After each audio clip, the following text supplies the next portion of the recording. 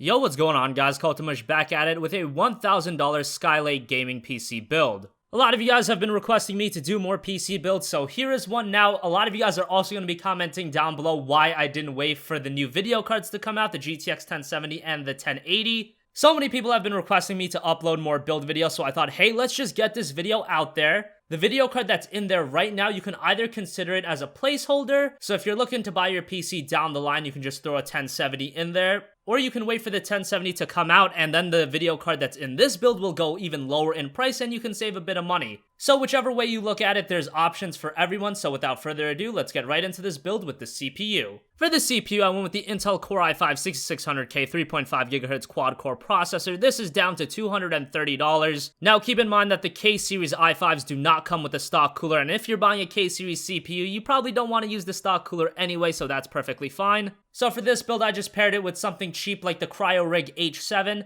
This is gonna let you do some light overclocking, nothing crazy, but it's very cheap. Comes to the market at around $35, which is a very good price point for a CPU cooler. And the i5-6600K, while it doesn't see amazing performance increases over previous generation i5s, we haven't seen that in a very long time since Sandy Bridge. The 6600K is very power efficient, and for the price, you're getting a beast of a CPU, especially if you overclock it. If paired with a decent GPU, the i5-6600K is going to be perfectly fine in just about any game. Even the higher end games that recommend an i7, usually you'll be perfectly fine with an i5-6600K. And if you just overclock it a little bit to around 4GHz, 4.3GHz, you will be golden. It's just a beast of a CPU performance to dollar when you're just talking about gaming. Yeah, it does fall behind the i7 in things like video editing, but in gaming, this thing is a beast. Moving on to the motherboard, I went with the Gigabyte GA-Z170X-UD3 ATX LJ1151 motherboard. So this is a fully sized ATX board. You've got 4 RAM slots up to DDR4 3200, up to 64GB of max memory. It's got RAID support, Crossfire support, SLI support, 3 SATA Express ports, and onboard USB 3 headers. I personally think this motherboard is very aesthetically appealing with a black and gold look. And while it's not a crazy motherboard, for $120 and there is a $10 mail-in rebate, it's a good motherboard to put in a budget SKYLAKE Gaming PC, and it's going to give you all the features you want. Moving on to memory, I went with Kingston HyperX Fury Black 8GB, 2 4GB sticks running at DDR4 2133.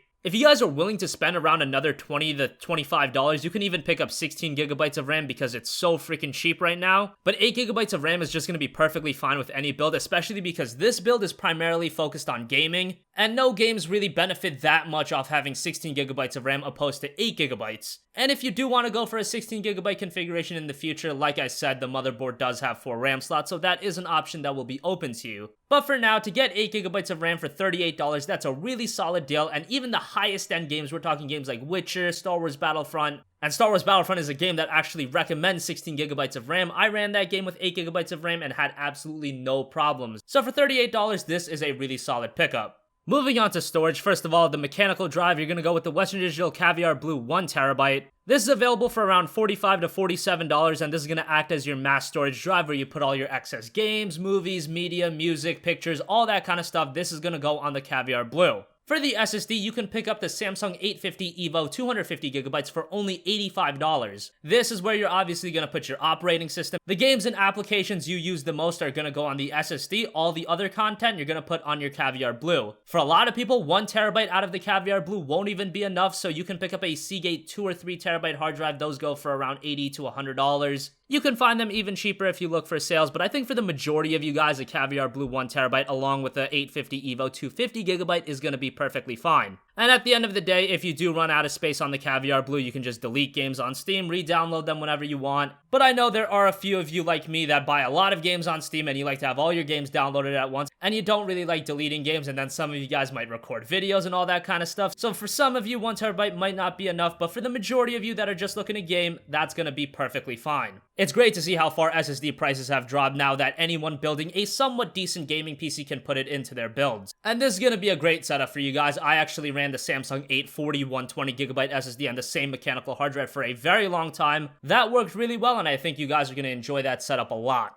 Moving on to the video card, like I said, you can treat this as a placeholder, but I have the EVGA GeForce GTX 970 4GB ACX video card in there. Right now, this GPU is $300. Like I said, the GTX 1070 is releasing in early June. When that GPU releases, you can either pay the extra around $100 and pick up the 1070, which is going to give you a lot more performance, or chances are the GTX 970 is going to drop in price to around $230 to $250 if the 1070 isn't like this item that's going to go out of stock everywhere. Then I see the 970 dropping in price. So either you can take your chances and wait and try to get a 1070, or you can wait and possibly get the 970 for even cheaper than it is now. Whichever route you go, there's really no wrong answer. The GTX 970 is a great video card for 1080p gaming, but if the rumblings about the GTX 1070 are true, that GPU is going to be straight up insanity, but optimal for 1440p gaming. So if you're looking to game at 1080p, the 1070 might not be the best option for you. If you are gaming at 1080p, the 970 might be a better option because you'll be able to get that for super cheap. And yeah, just assess what you're looking for. If you're really looking for the higher end video card, wait it out, try to get a 1070. But like I've said in previous videos, that's going to be a real hot commodity. I see a lot of people trying to pick those GPUs up, and they're gonna go out of stock really quickly, and they're gonna be relisted on eBay for, 20-30% markups. So yeah, right now it's just kind of hard to predict how that route's gonna go, how the 1070 is gonna go, if the stock's gonna be available, how it's gonna affect the 970's price. There's a lot of variables right now. So the best option right now is just to wait it out a few weeks, see what happens with the 1070, and then make your decision there. But I use a GTX 970 myself. That video card has been absolutely amazing for 1080p gaming. You're looking at nearly maxing out every game, getting 50 to 60 frames per second, and just getting a really good PC gaming experience. You really can't go wrong with the GTX 970, just right now there are some variables looming. Moving on to the power supply, you can pick up the SeaSonic S12 620 watt 80 plus bronze certified power supply.